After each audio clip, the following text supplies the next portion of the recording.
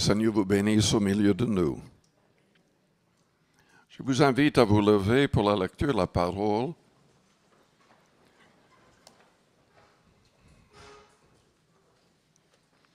Je vais lire deux passages, un passage dans Jean 12 et un autre dans Actes chapitre 10.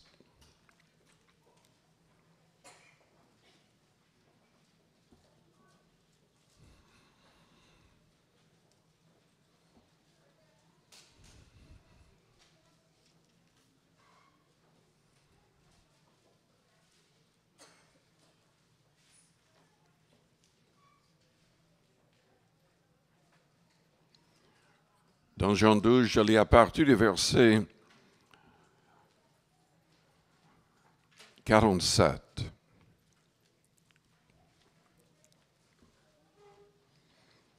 Lisons même au verset 46. C'est Jésus-Christ qui est en train de parler ici.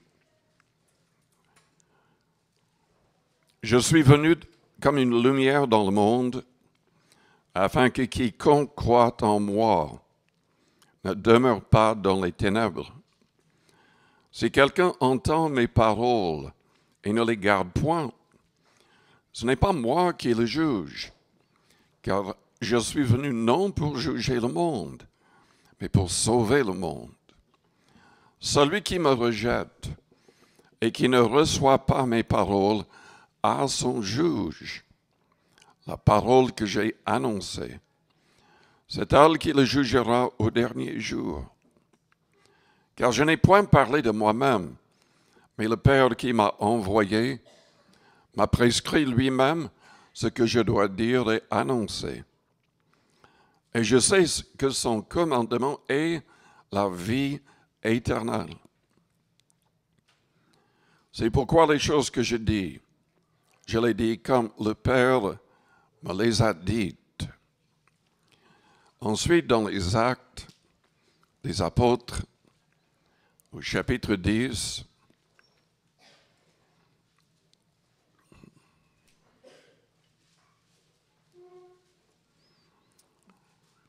je lis à partir du verset 9.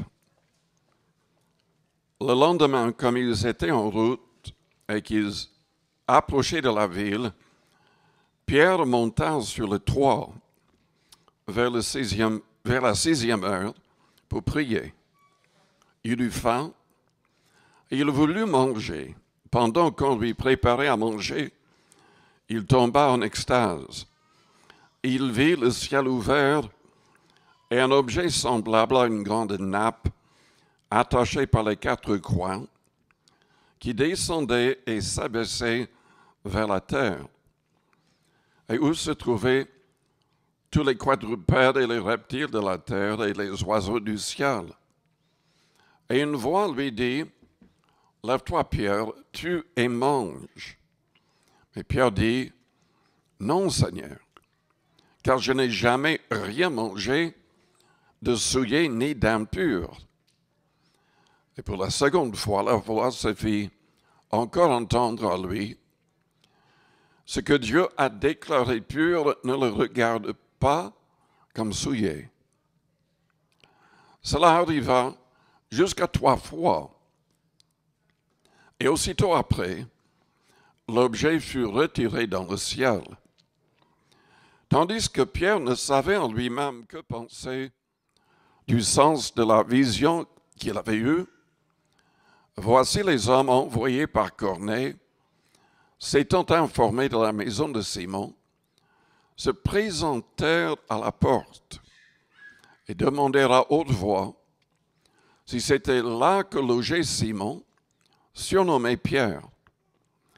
Et comme Pierre était à réfléchir sur la vision, l'Esprit lui dit, « Voici, 3 hommes te demandent, lève-toi, descends, et pars avec eux sans hésiter, car c'est moi qui les ai envoyés. » Prions le Seigneur avant d'aller plus loin. Père Céleste, nous te louons, nous te bénissons ce matin pour ta parole qui nous éclaire. que cette parole soit au fond de nos cœurs. Parle aussi dans nos cœurs et nos consciences par ton Esprit Saint. Sans toi, nous ne pouvons rien faire, mais avec toi, tout est possible. Ce matin, sauve, délivre les captifs, guéris les malades, et Seigneur, remplis-nous de ton Esprit Saint. Au nom de Jésus-Christ. Amen. Vous pouvez vous asseoir.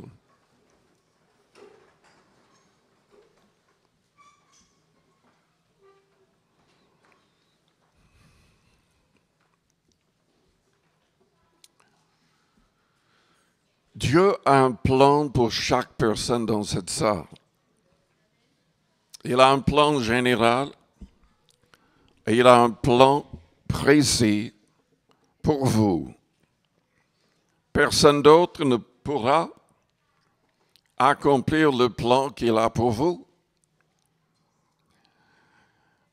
Son plan général se trouve dans le Nouveau Testament surtout, dans les commandements du Christ. Il veut que tous les hommes arrivent à la repentance. C'est indispensable. Non pas que nous demandions pardon pour nos péchés, mais que nous soyons délivrés de nos péchés. Qu'on soit délivrés de toute habitude mauvaise. Qu'on soit véritablement changés, que nos cœurs soient changés, que nous ne soyons plus attirés par les choses du monde, que nous ne soyons pas trompés par la convoitise ou par l'orgueil ou par l'égoïsme, par l'égocentrisme, que nous soyons vraiment transformés dans l'image de Jésus-Christ qui a renoncé à tout pour devenir un homme et mourir pour nos fautes. Mais Dieu a un plan précis également pour chaque personne ici. J'ai oublié de mentionner que dans son plan général, il veut que nous soyons de vrais disciples et des personnes qui gagnent des âmes. Mais parlons de son plan précis.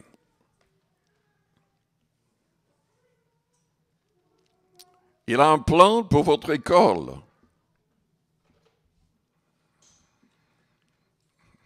Nous ne devrions pas aller n'importe où. Nous ne devrions pas être avec n'importe qui. Dieu nous évite des pièges du diable si nous sommes à l'écoute. Si nous voulons véritablement être conduits par son esprit.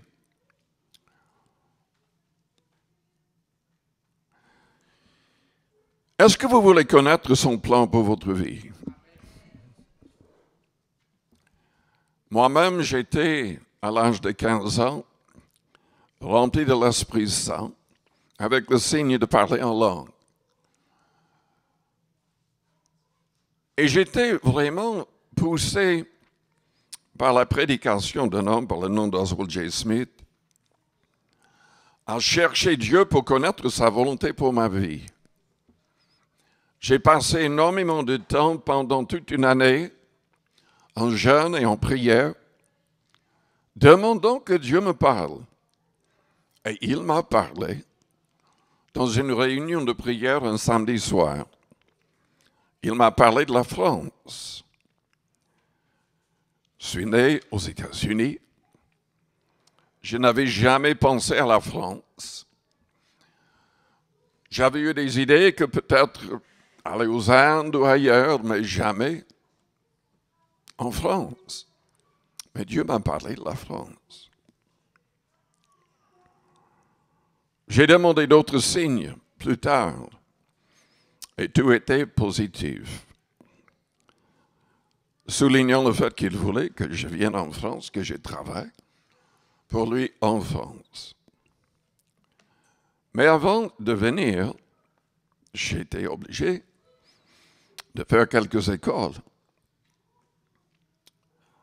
et aussi de devenir pasteur là-bas.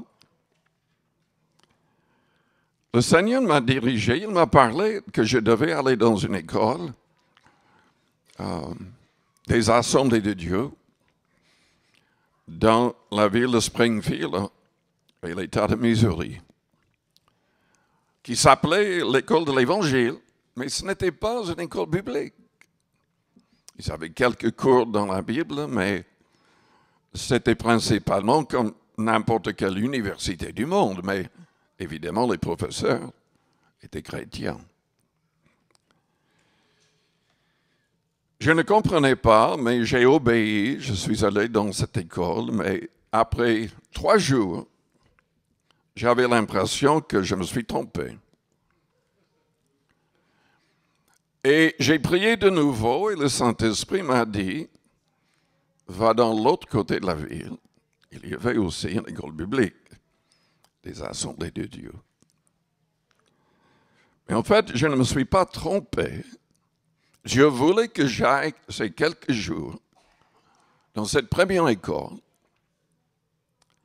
parce qu'il a ouvert une porte. J'ai été invité à venir en Europe l'été après pour chanter avec une chorale d'hommes et pour jouer dans l'orchestre de cette université. Et c'était vraiment pour évangéliser. Nous sommes passés dans 13 pays, donnant des concerts allant jusqu'à 50 000 personnes au Finlande et de grandes salles dans d'autres pays.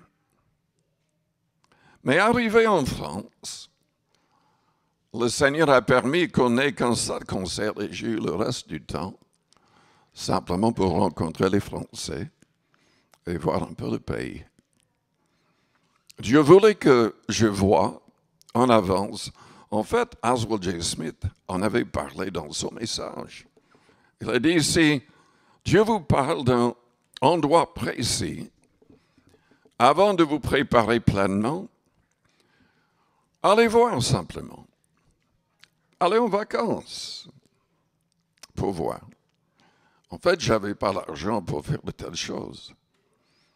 Mais j'étais invité. Donc, c'était payé. Dieu peut diriger chaque aspect de notre vie.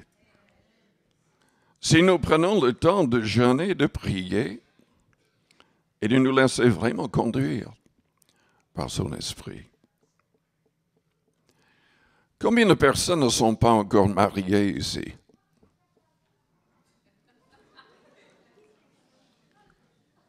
Combien de personnes voudraient être mariées?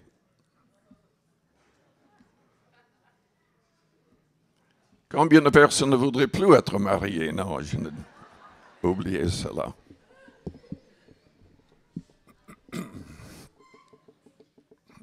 C'est vrai, je rencontre des gens qui, pendant des années, prient pour être mariés. Et quelques semaines après le mariage, ils prient pour être libérés.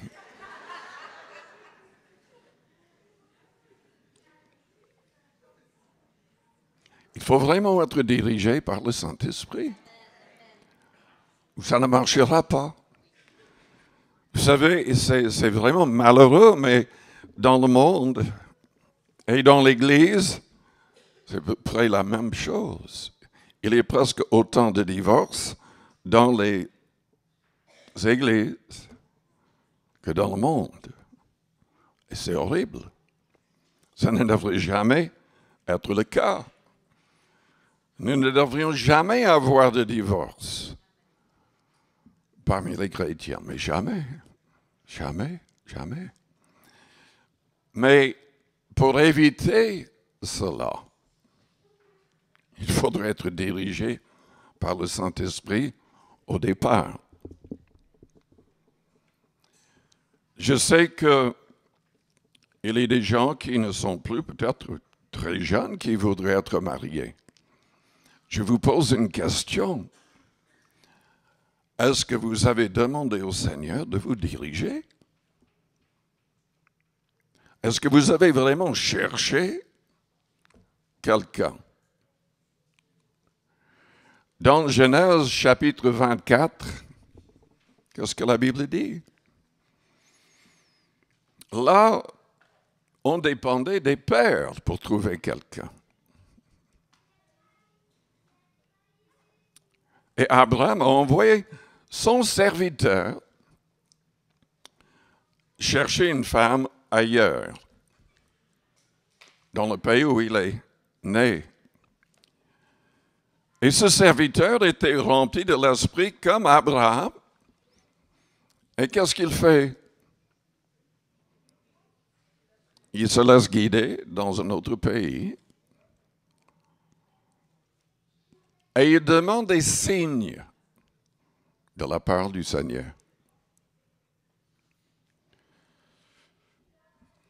Et il y a une femme qui se présente et qui remplit les signes immédiatement. Mais tous les signes. Rebecca. Et le mariage avec Isaac était parfait, mais parfait. Dès le départ et jusqu'à la fin.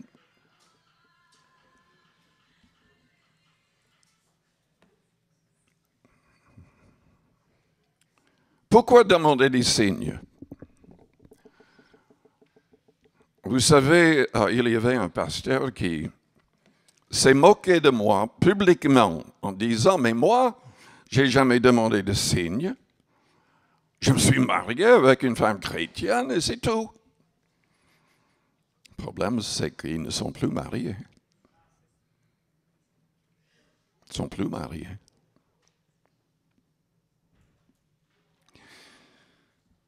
Vous pouvez, enfin, disons-le d'une autre manière. Vous n'avez aucune idée de ce qui va arriver dans le cœur et la vie de l'autre personne. Il y a malheureusement beaucoup de gens qui sont chrétiens, entre guillemets, aujourd'hui, mais demain, dans une semaine,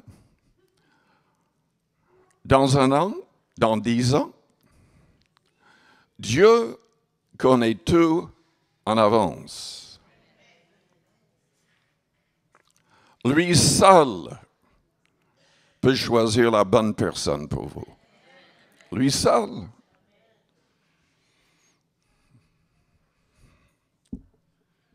S'il y a trop de familiarité avec quelqu'un avant de se marier, vous n'allez plus écouter la voix du Seigneur. Vous allez écouter la chair et vous allez vous faire avoir. Ce qui est magnifique dans cette histoire, c'est Rebecca, Isaac, ne se sont même pas vus. C'est Dieu qui a choisi. Et c'était un mariage parfait.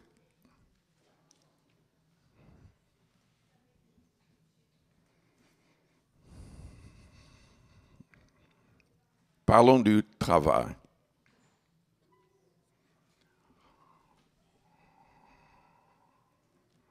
Tout dépend de votre appel. Peut-être que Dieu voudrait que vous soyez infirmier, infirmière. Dans ce cas-là, évidemment, de temps à autre, vous serez obligé de manquer quelques réunions les dimanches. Mais si le Seigneur vous parle autrement, comme il m'a parlé, je ne pouvais jamais accepter un travail qui m'empêchait de venir à l'église, ni le dimanche, ni les soirs en semaine. Et donc, quand j'étais confronté par ce problème, J'ai laissé tomber le travail qui m'obligeait à manquer des réunions. Et le Seigneur a toujours ouvert les portes pour un autre travail. C'est très important de connaître son plan. Dieu a un plan précis pour chaque personne. À nos yeux, son plan pourrait être terriblement difficile. Je dois admettre que je ne voudrais pas, je n'aurais pas aimé être à la place de Job, ou à la place de Joseph, vendu par ses frères, esclave pendant des années, jeté injustement en prison. Mais Dieu avait un plan dans tout cela pour qu'il soit amené en Égypte et ensuite élevé juste en dessous du pharaon lui-même. Le pays a été sauvé. Les Israélites ont été sauvés grâce à la vision que Dieu lui a donnée. Vous connaissez l'histoire, n'est-ce pas? Il y avait une famine qui devait durer 7 années. Dieu lui a révélé cela. Et donc, ils ont mis de côté assez de nourriture pour cette année, pour le pays et même pour les étrangers. Dieu veut accomplir son plan dans nos vies. Quel est son plan pour vous? C'était difficile pour David. C'était difficile pour beaucoup de prophètes. C'était certainement difficile pour le Christ. Mais il est venu avec l'idée en tête qu'il devait mourir pour nos fautes, qu'il devait se sanctifier afin de pouvoir nous sanctifier. Il devait rester sans péché afin de pouvoir mourir comme le sacrifice pour nos fautes. Et il a accompli le plan du Père. Combien c'est important de rester dans une attitude de louange, de reconnaissance, de nous réjouir dans le Seigneur quand autour de nous tout semble aller mal. Joseph est resté avec une bonne attitude tout au long de sa vie difficile. Et Dieu s'est servi de lui ainsi. Dieu, par son esprit, veut nous conduire avec Pierre et lui donner des visions. Il en donnait aussi à Paul et à d'autres. Et selon Joël chapitre 2, Dieu a dit qu'il, dans les derniers temps, il verserait son esprit sur toute chair, c'est-à-dire parmi les croyants, sur les hommes et les femmes, même sur les enfants, et que tous prophétiseraient. Et il a parlé du fait qu'il nous donnerait des visions, des songes. Pour faire quoi? Pour nous aider à accomplir son plan précis pour chacun de nous. Parce que Pierre restait rempli de l'Esprit, le Saint-Esprit lui parlait. Le Saint-Esprit a envoyé ses hommes. Et si vous connaissez ce que la Bible dit dans Actes 10 et 11, c'est que les premiers non-juifs ont été baptisés d'eau et de l'Esprit parce que Pierre écoutait et a obéi. Parce que Philippe écoutait et obéissait. Toute une ville en Samarie s'est converti. L'Église a grandi d'une manière grandiose parce que les croyants, tous les croyants, se laissaient guider réellement par le Saint-Esprit. Dans Romains chapitre 8, nous voyons que c'est carrément indispensable d'être conduit par l'Esprit. Il y a beaucoup trop de gens qui croient être chrétiens, mais à moins d'être conduits par l'Esprit, selon la Bible, on n'est pas enfant de Dieu. Je lis à partir du verset 8. Ceux qui vivent selon la chair ne sauraient plaire à Dieu. Pour vous, vous ne vivez pas selon la chair, mais selon l'Esprit, si du moins l'Esprit de Dieu habite en vous. Si quelqu'un n'a pas l'Esprit de Christ, il ne lui appartient pas. La Bible nous explique, Jésus nous a expliqué dans Jean 14, au verset 15, à partir du verset 15 jusqu'au verset 26, que c'est en mettant ses commandements en pratique, en prouvant ainsi notre amour pour lui, qu'il prierait le Père et que le Saint-Esprit nous serait donné. Mais si quelqu'un n'a pas l'Esprit de Christ, il ne lui appartient pas.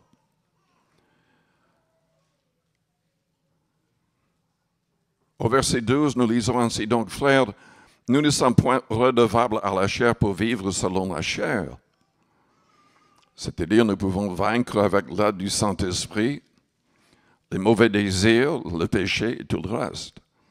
Si vous vivez selon la chair, vous mourrez. Mais si par l'Esprit, vous faites mourir les actions du corps, vous vivrez. Car tous ceux qui sont conduits par l'Esprit de Dieu sont fils de Dieu.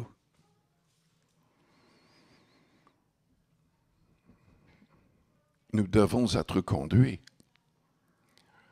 Et il nous conduit en premier loin du péché, loin des pièges du diable. Et vous n'avez point reçu un esprit de servitude pour être encore dans la crainte, mais vous avez reçu un esprit d'adoption.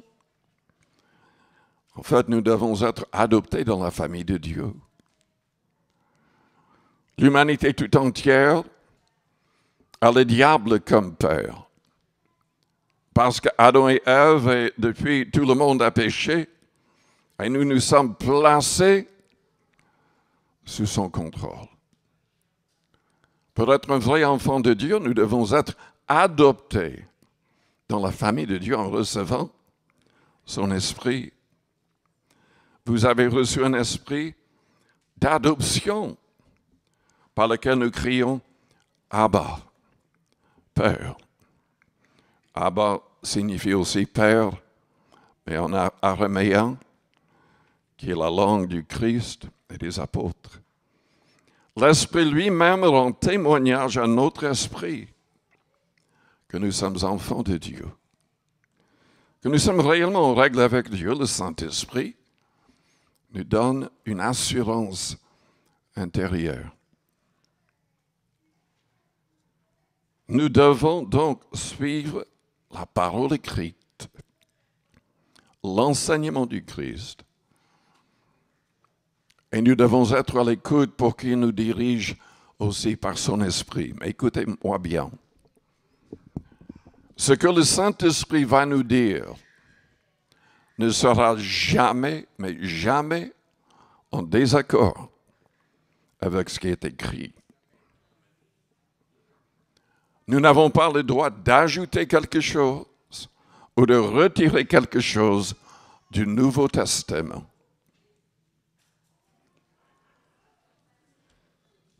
Il y a malheureusement énormément de gens, d'églises, à notre époque, qui font exactement cela. Je vais parler simplement de quelques problèmes avec l'Église catholique romaine. Mais il y a aussi parmi les églises qui sont des évangéliques, des égarements terribles. Dans Galates, chapitre 1er, il faudrait que je lise quand même quelques versets. Galates, chapitre 1er, au verset 6. Je m'étonne que vous vous détourniez si promptement de celui qui vous a appelé par la grâce de Christ pour passer à un autre évangile. Non pas qu'il y ait un autre évangile, mais il y a des gens qui vous troublent et qui veulent renverser l'évangile de Christ.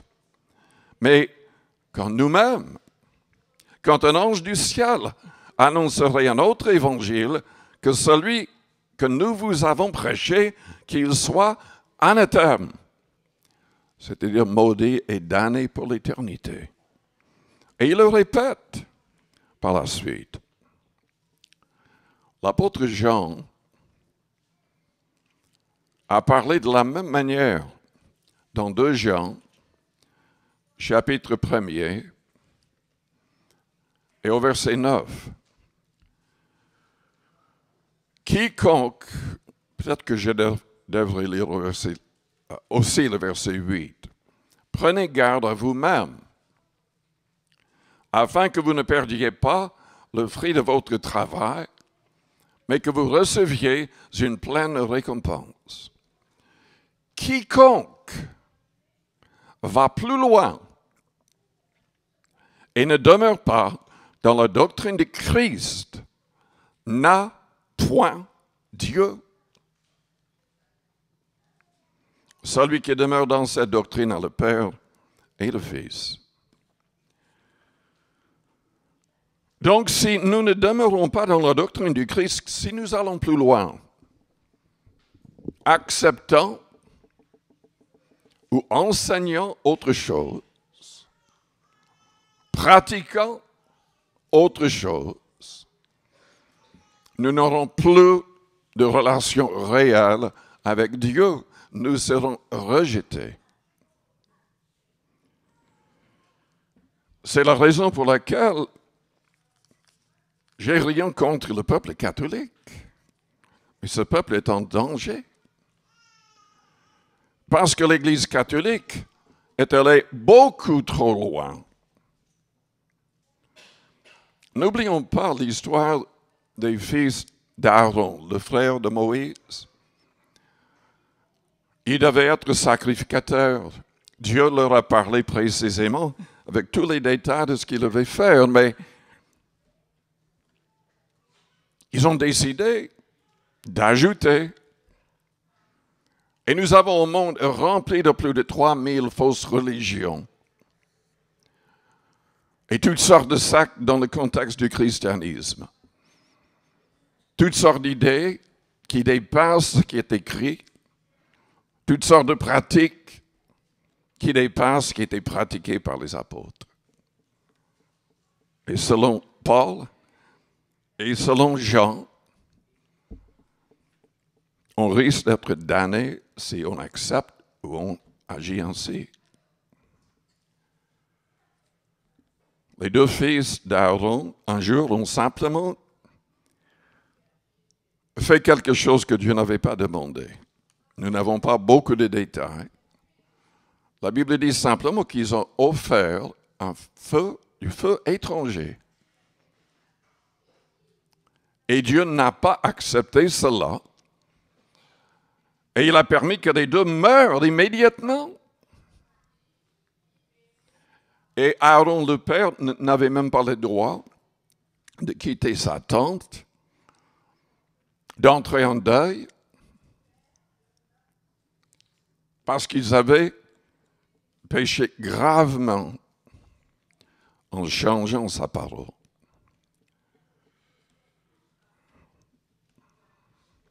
Si vous priez Marie, si vous vous adressez à un saint, vous péchez gravement contre la parole de Dieu et l'enseignement du Christ. Jésus-Christ, cherchez. Jésus n'a jamais enseigné la prière à Marie. Aucun apôtre n'a jamais enseigné la prière à Marie. Prier à qui que ce soit d'autre, c'est ne plus demeurer dans la doctrine du Christ. Jésus-Christ était très clair. Nous devons prier le Père en son nom. Et c'est souligné dans Hébreux chapitre 7 au verset 25 aussi. Vous voulez sauver votre âme? Vous devez vous approcher de Dieu par le Christ, comme il l'a enseigné. Alors, Jésus nous sauvera de manière parfaite. Oui, il sauve de manière parfaite tous ceux qui s'approchent de Dieu par lui. Il a dit, nul ne vient au Père que par moi. Je suis le chemin, la vérité et la vie. Priez pour les morts. Enseignez l'existence du purgatoire. C'est ne pas demeurer dans la doctrine du Christ. Jésus-Christ n'a jamais enseigné de telles choses. Ses apôtres n'ont jamais enseigné de telles choses. Ce n'est pas dans la Bible. Paul a dit, si on est chrétien, absent du corps, c'est être présent avec le Seigneur. Il n'y a pas de purgatoire. Ça n'existe pas. Le brigand à côté du Christ. Jésus lui a dit, aujourd'hui tu seras avec moi dans le paradis. Si quelqu'un avait besoin d'être purifié davantage, c'était certainement cet homme, mais parce qu'il avait confessé ses fautes et avait confessé sa foi en Christ, il a été sauvé, tout simplement.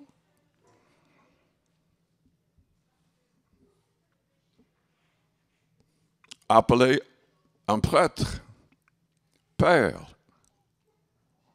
c'est ne pas demeurer dans la doctrine du Christ.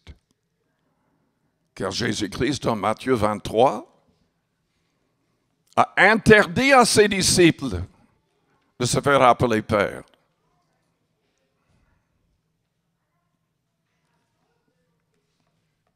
Mais je ne veux pas simplement viser l'Église catholique.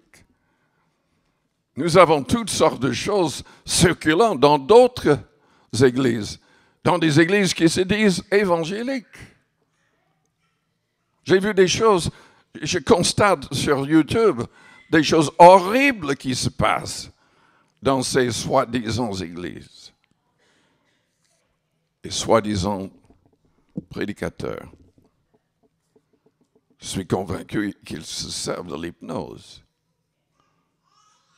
Peut-être qu'ils donnent des démons au lieu de les chasser.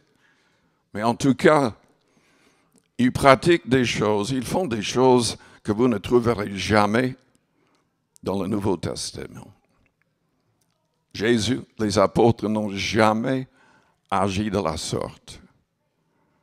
J'ai vu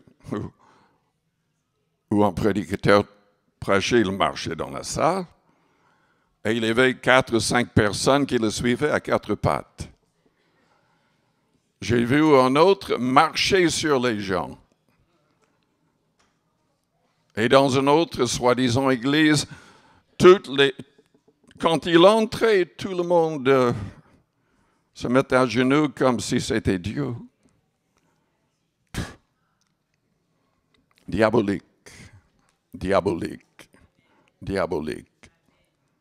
Je n'accepte aucune pratique. Je n'accepte aucune manifestation surnaturelle qui n'est pas dans le Nouveau Testament. Rien. La Bible dit que dans les derniers temps, l'Église serait éloignée de la vérité par des esprits de séduction. Un esprit de séduction fait quoi? Il va imiter l'action du Saint-Esprit. Il va faire des choses miraculeuses, pour quelqu'un qui n'est même pas en règle, ou par quelqu'un qui est loin d'être en règle, quelqu'un qui est dans l'impudicité et l'adultère, ou dans l'homosexualité. De plus en plus d'esprits de séduction trompent les gens et leur donnent une fausse assurance. Le Saint-Esprit, il nous libère du pouvoir du péché. Il ne va pas nous dire, enfin, vous pouvez faire ceci, vous pouvez faire cela. Ce n'est pas un grand péché. Mais un esprit de séduction va donner une fausse assurance. Je vous invite à fermer vos yeux, à courber vos fronts. Avec les yeux fermés, les fronts courbés. Je vous demande, est-ce que vous avez donné votre cœur, votre vie à Jésus-Christ? Est-ce que vous avez demandé qu'il vous pardonne et qu'il vous libère de tout péché, de toute habitude mauvaise? Est-ce que vous avez demandé à ce qu'il soit votre Seigneur, le maître de chaque détail de votre vie? La Bible déclare: quiconque invoquera le nom du Seigneur sera sauvé.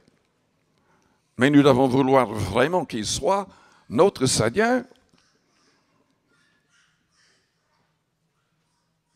Pendant que les yeux restent fermés, les fronts courbés. Si vous aimez Jésus-Christ et vous voulez être un vrai disciple, vous voulez saisir la vie éternelle par la foi en lui, par l'obéissance à ses commandements, je voudrais prier pour vous. Faites-moi signe en élevant votre main. Je prierai pour vous. Il y a plusieurs personnes. Merci. Oui, que le Seigneur vous bénisse. Est-ce qu'il y a quelqu'un d'autre? Oui. Oui.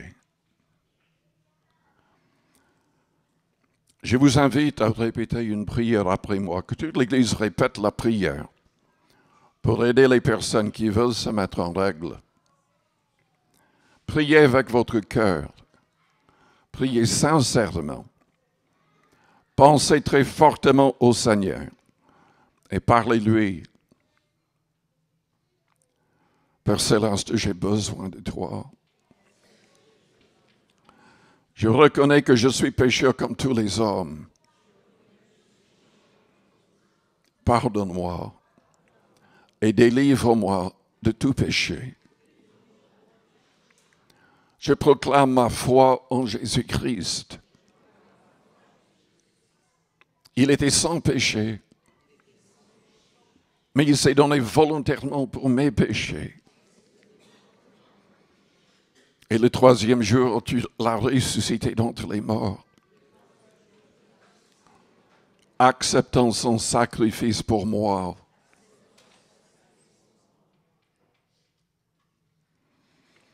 Change-moi entièrement. Éloigne de moi tout esprit mauvais et impur. J'ai choisi aujourd'hui de renoncer à la convoitise et à l'orgueil. Je ne veux plus vivre pour moi-même, mais pour toi, Seigneur. Remplis-moi de ton Esprit Saint. Aide-moi à marcher selon tes commandements. Rends-moi sensible pour que je puisse vraiment suivre ton Esprit Saint.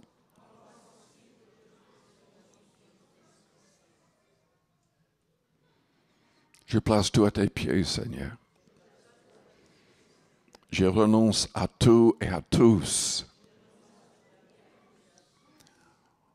Je veux connaître ton plan pour ma vie. Je veux accomplir ce plan. Au nom de Jésus-Christ. Et maintenant, à votre place, priez le Seigneur avec vos propres paroles.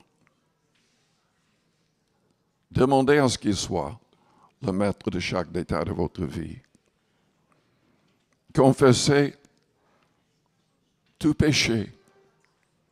La Bible dit, si nous confessons nos péchés, il est fidèle et juste pour nous les pardonner et pour nous purifier de toute iniquité.